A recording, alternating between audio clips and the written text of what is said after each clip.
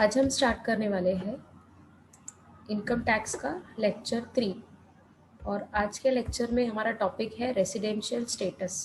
Means किसी assessee का residential status कैसे पता किया जाएगा, कैसे पता लगाया जाएगा।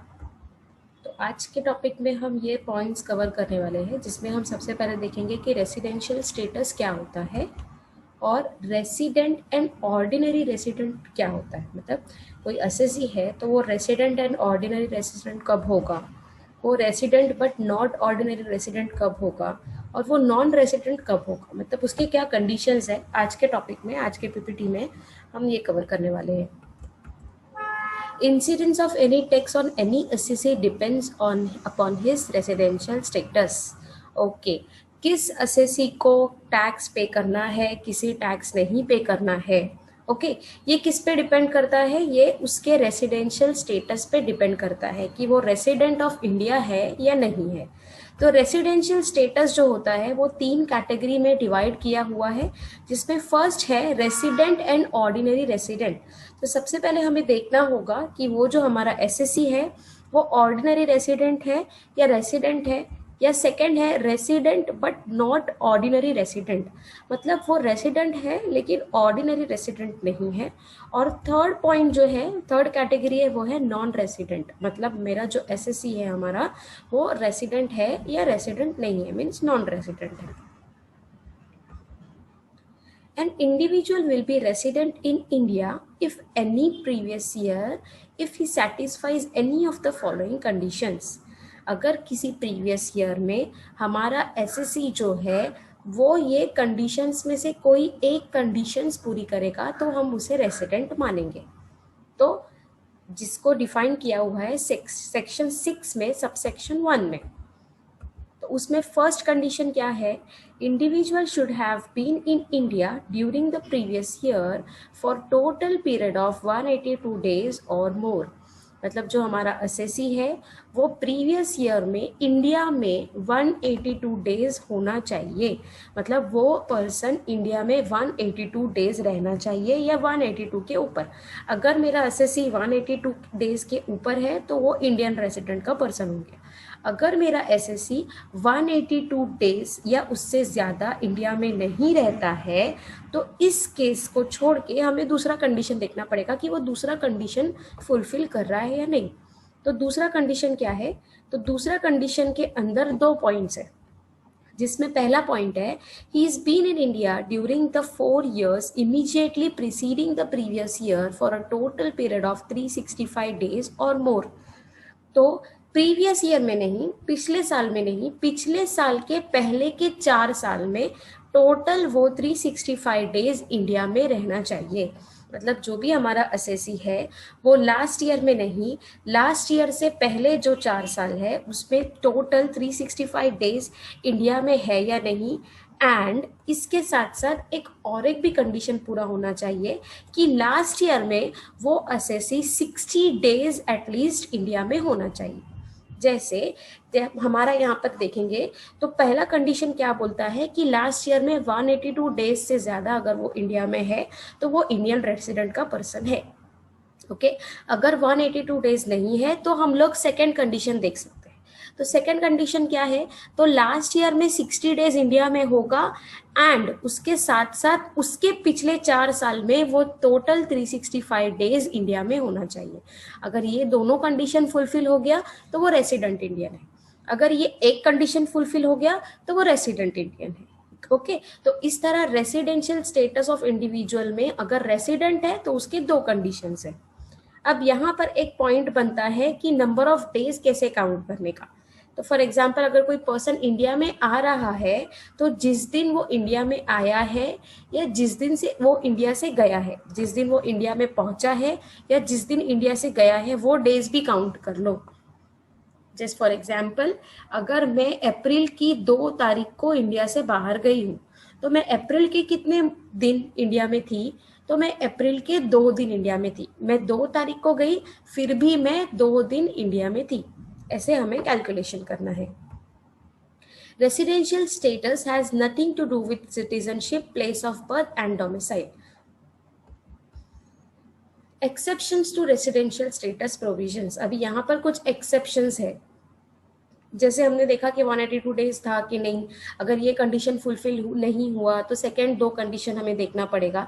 तो उसके कुछ एक्सेप्शंस है। अगर N Indian citizen leaves India during the previous year for the purpose of taking up employment outside India, अगर एक इंडियन सिटीजन का बंदा है और वो इंडिया के बाहर जा रहा है काम के लिए, तो ये एक हमारा एक्सेप्शन हो गया।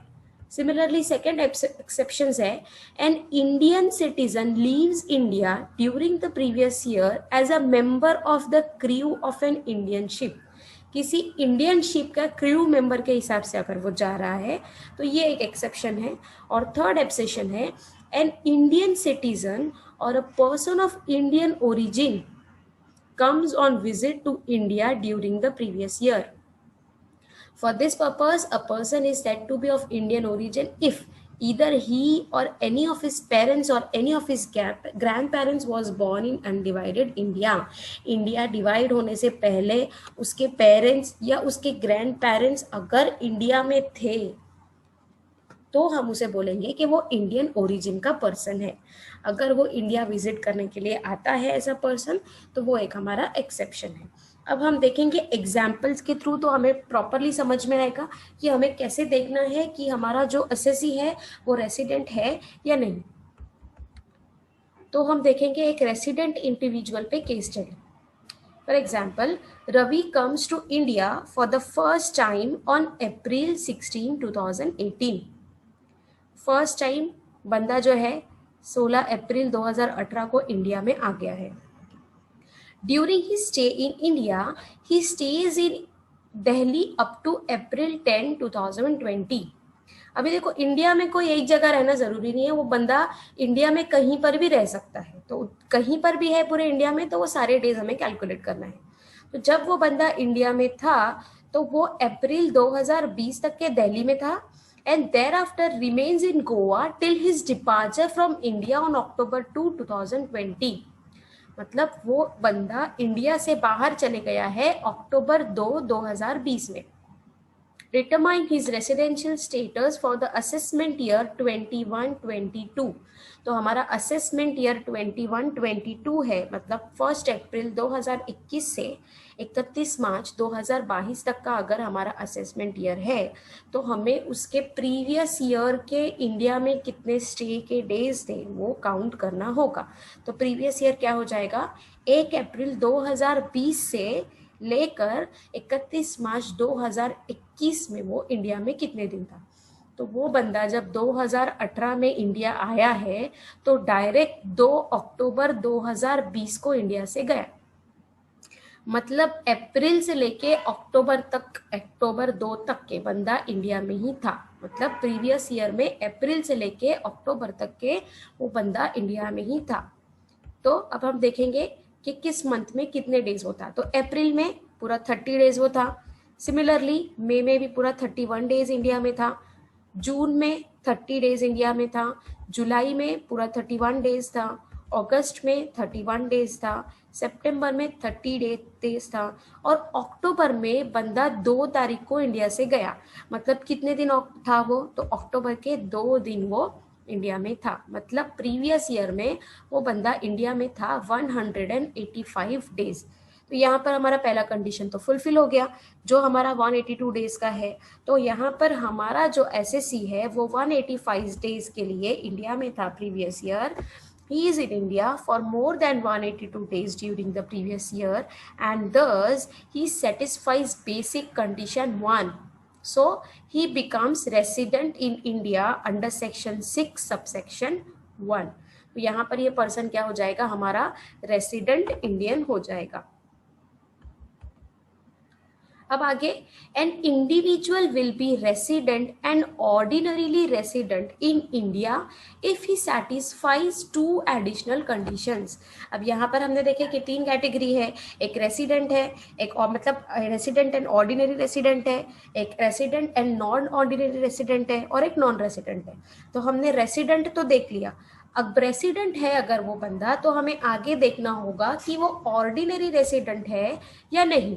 तो ऑर्डिनरी रेसिडेंट है या नहीं, तो उसके लिए उसे दोनों कंडीशंस जो मैं बता रही हूँ, दोनों कंडीशंस फुलफिल करना होगा।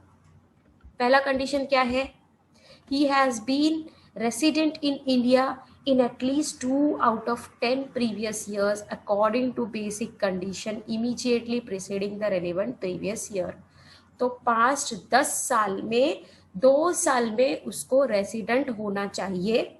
अगर उसे रेसिडेंट हम बोलेंगे, ऑर्डिनरी रेसिडेंट बोलेंगे, तो पिछले 10 साल में एटलीस्ट 2 साल वो इंडियन रेसिडेंट का होना चाहिए बंदा। और सेकेंड कंडीशन है, एंड सेकेंड कंडीशन इज, मतलब दोनों कंडीशन फुलफिल करना है। तो सेकेंड कंडीशन है he has been in India for a period of 730 days और more during 7 years immediately preceding the relevant previous year. मतलब प्रीवियस ईयर छोड़ के उसके पहले के 7 साल में उसका टोटल स्टे 730 days होना चाहिए। तो यहाँ पर क्या कंडीशन हो गई हमारी? एक तो पिछले 10 साल में 2 साल वो जो है वो इंडियन सिटीजन का रहना चाहिए, मतलब रेसिडेंट होना चाहिए। सिमिलरली सेकंड कंडीशन क्या है कि पिछले साल से 7 साल पहले टोटल उसका स्टे होना चाहिए 730 days इन इंडिया। अभी यहाँ पर हम एक एग्जाम्पल देखते हैं, case study on resident but not ordinary resident individual. मतलब अपना बंदा जो है वो रेसिडेंट तो है लेकिन नॉट ऑर्डिनरी रेसिडेंट है। जैसे कि हमने एग्जाम्पल देखा, रवि वाला एग्जाम्पल, तो उसी एग्जाम्पल में हमने जैसे कि देखा कि उसका टोटल स्टे तो इंडिया में था 185 days, इसीलिए वो रेसिडेंट तो हो गया। उसी तरह जब वो अप्रैल 16 2018 में इंडिया आया था, तो वो ऑर्डिनरी रेसिडेंट है या नहीं है। तो सबसे पहले अभी देखेंगे कि कंडीशन क्या है। तो कंडीशन ये है कि Ravi should be resident in India at least 2 years out of 10 years preceding the relevant previous years, that is from year 2011 से लेके 2020। मतलब प्रीवियस ईयर से 10 साल पहले तक के उसको 2 साल तो भी रेसिडेंट होना चाहिए। अब वो बंदा आ गया था 16 अप्रैल 2018 में, तो सबसे पहले हम देखेंगे 2018 का। अब ही केम इन इंडिया ऑन अप्रैल 16 2018। तो 2018-2019 में वो इंडिया में कितने दिन था? तो अप्रैल 16 को आया, तो अप्रैल का पूरा दिन था, मई का पूरा टाइम था, फिर वो पूरा ईयर एंड तक के इंडिया में ही था बंदा, मतलब 31 मार्च तक के इंडिया में ही था। मतलब उसका टोटल स्टे कितना हो गया? 350 days। ओके, तो मतलब 2018-19 में वो रेसिडेंट हो गया। अब second, he left India on 2nd October, hence he was in India from April till March 2020। तो मार्च 2020 तक भी था, मतलब लास्ट ईयर में वो कितने दिन था यहाँ पर? 366 days। तो अब क्या हो गया है कि बंदा पिछले के पिछले साल में, जैसे कि हमने देखा कि 10 साल से 2 साल में तो भी होना चाहिए, तो यहाँ पर 350 दिन है, यहाँ पर 366 डेज है, मतलब ये दोनों में वहाँ पर वो रेसिडेंट है। तो ये हो गया हमारा कंडीशन नंबर 1। अब सेकेंड कंडीशन क्या है कि 730 दिन जो है वो इंडिया में रहना चाहिए। Ravi should be in India for at least 730 days during 7 years immediately preceding the previous year, that is from 2013-14 से लेके 19-20। अब 2 साल जब वो आया ही बंदा अप्रैल 16 को है, मतलब उससे पहले तो वो इंडिया में नहीं था। तो फिर वो कब आया? अप्रैल 16 से लेके 2 अक्टूबर तक के ही इंडिया में था। मतलब दोनों साल में उसका टोटल कितना हो गया? 716 दिन। अब 716 तो 730 से ज़्यादा नहीं है, उससे पहले तो वो इंडिया आया ही नहीं था। तो यहाँ पर हमारा सेकंड वाला कंडीशन फुलफिल नहीं होता है। तो क्योंकि ऑर्डिनरी रेसिडेंट के लिए क्राइटेरिया है कि दोनों कंडीशन फुलफिल होना चाहिए, इसमें से हमारा एक ही कंडीशन फुलफिल हो गया। तो since he was in India for 716 days during 7 years preceding the previous year, he is not fulfilling the second conditions, hence he is a resident but not ordinarily resident individual। तो वो person जो है वो resident तो है लेकिन ordinary resident person नहीं है। अब नेक्स्ट एक केस स्टडी हम देखेंगे जिसमें बंदा रेसिडेंट भी है और ऑर्डिनरीली रेसिडेंट भी है। तो example, mister Santosh left India for the first time on November 25, 2018 for meeting his friends. तो नवंबर 25, 2018 को पहली बार बंदा इंडिया से बाहर गया, left India for the first time, 2018 में अपने फ्रेंड्स को मिलने के लिए बाहर गया। During the calendar year 19, calendar year मतलब क्या, 1 जनवरी से 31 दिसंबर। तो अभी यहाँ पर दिया है कि कैलेंडर ईयर 2019 में ही केम टू इंडिया ऑन 1 सितंबर। अब कैलेंडर ईयर 2019 मतलब सितंबर 1, 2019 में इंडिया आया for a period of 10 days. तो वो कैलेंडर ईयर में जब वो आया तो वो 10 दिन ही था। During the calendar year 2020 he did not visit India at all but finally came to India on January 16, 2021। तो फाइनली वो कब आ गया, जनवरी 16 को। Determine the residential status of mister Santosh for the assessment year 2021-22। अब यहाँ पर हम देखेंगे, लास्ट ईयर का देखेंगे पहले। बंदा कब आ गया है, डायरेक्ट जनवरी 16, 2021 में इंडिया आया है। उससे पहले वो इंडिया में कब था, तो 2019 में आया था, सिर्फ 10 दिन के लिए। 2020 में वो इंडिया आया ही नहीं और डायरेक्ट 21 में आ गया है। तब यहाँ पर कितने डेज हो जाएंगे, तो जनवरी 16 को आया तो जनवरी के 16 दिन, फरवरी के 29 दिन, मार्च के 31 दिन, टोटल हो गए 75 डेज। अब यहाँ पर वो 75 डेज इंडिया में था, मतलब 182 डेज वो इंडिया में नहीं था। मतलब पहला वाला कंडीशन अपना पूरा नहीं हुआ। लेकिन दूसरे कंडीशन के लिए क्राइटेरिया क्या है कि एटलीस्ट 60 दिन लेना चाहिए और उसके पहले 4 साल जो है वो यहाँ पर इंडिया में रहना चाहिए for total number of 365 days. तो पहला कंडीशन तो नहीं फुलफिल हो रहा है, लेकिन सेकेंड कंडीशन हम देख सकते हैं। सेकेंड कंडीशन क्या है, he should stay in India for at least 60 days in the previous year।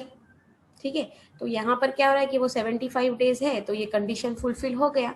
और सेकंड क्या है, he is been in India during the 4 years immediately preceding the previous year for a total period of 365 days or more। अब यहाँ पर 2019-20 में वो 10 दिन के लिए था, 2020 में तो वो आया ही नहीं, और 18-19 में वो कितने दिन था इंडिया में, तो 18-19 में अप्रैल के 30 डेज, मई के 31 डेज, जून के 30 डेज, जुलाई के 31 डेज, अगस्त के 31 डेज, सितंबर के 30 डेज, अक्टूबर के 31 डेज, नवंबर 25 को बंदा गया था, तो नवंबर के 25 डेज। मतलब टोटल कितना डेज था वो, तो 239 डेज था। तब यहाँ पर अपना क्राइटेरिया क्या है, 365, 4 साल का। उससे पहले तो वो इंडिया में ही था, मतलब 2017-18 में तो पूरा इंडिया में ही था, मतलब 2017-18 के 365 डेज, 16-17 में भी वो पूरा इंडिया में ही था बिकॉज वो पहली बार गया था, मतलब उससे पहले इंडिया में ही था, मतलब 16-17 के भी पूरे 365 डेज। तो टोटल 4 साल के उसके डेज कितने हो गए, 365 days plus 365 days plus 239 days plus 10 days, मतलब टोटल वो कितने दिन था इंडिया में, 979 डेज। मतलब 365 डेज से ज़्यादा वो इंडिया में था, मतलब वो रेसिडेंट हो गया, इंडियन रेसिडेंट हो गया। Now we will check whether he is ordinarily or not ordinary resident. अब यहाँ पर क्या है, the assessee satisfies the 2 additional conditions laid down in section 6 subsection 6 as he was resident in India in 2 years out of 10 years immediately preceding the previous year 2021। तो जैसे कि हमने देखा कि 2 साल में तो ऑलरेडी उसने एक साल 239 डेज था और 2 साल 365 डेज था, तो वहाँ पर ऑलरेडी 2 साल तो रेसिडेंट था ही। During the period 2010-11 he was in India in all the years except 1920। अब यहाँ पर उससे पहले तो वो इंडिया में ही था, मतलब पिछले 7 साल में उसका काउंट भी 730 डेज से ज़्यादा ही होगा। इसीलिए हमारा जो एसएससी है वो रेसिडेंट है और ऑर्डिनरी रेसिडेंट है।